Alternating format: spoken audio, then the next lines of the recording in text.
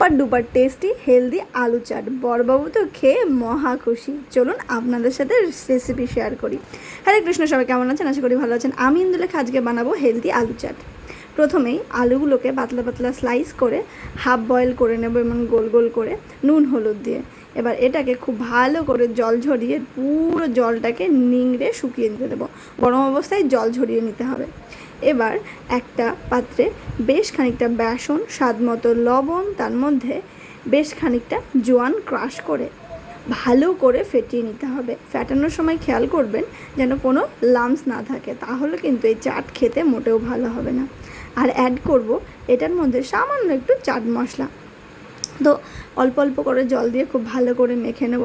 আর এই যে আগের থেকে যে আলুগুলো সেদ্ধ করে রেখেছিলাম, সেই আলুগুলো দেখুন কত সুন্দর শুকনো শুকনো হয়ে গেছে, জল ঝরানো।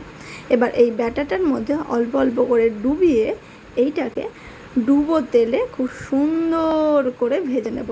যখন ভাজবো এটা পুরো ফুলে ফুচকার মতো হয়ে যাবে। দেখুন কি সুন্দর ফুলে উঠছে না?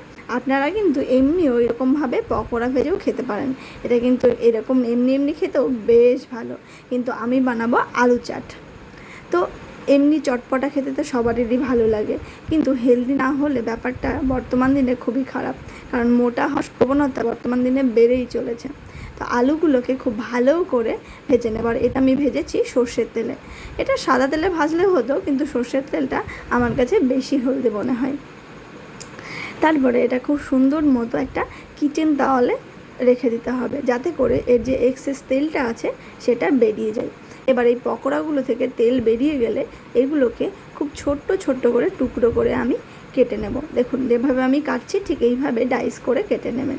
তারপরে এর ভিতরে অ্যাড করব বাদাম, টক দই, শসা, কাঁচা লঙ্কা, আদা আর ধনেপাতা।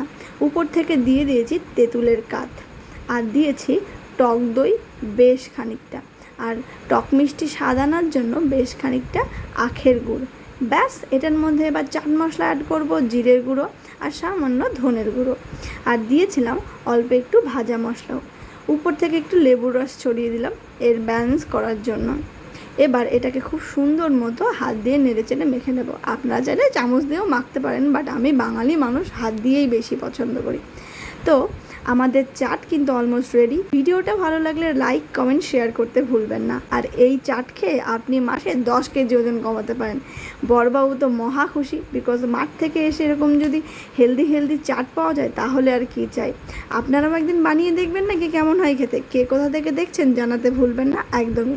আজকের মতো রেসিপি এই পর্যন্ত। দেখা হচ্ছে খুব শীঘ্রই নতুন আরও একটা ভিডিও নিয়ে, একটা রান্নার রেসিপি দিয়ে। আজকের মতো টাটা, হরে কৃষ্ণ। সুস্থ থাকুন, ভালো থাকুন।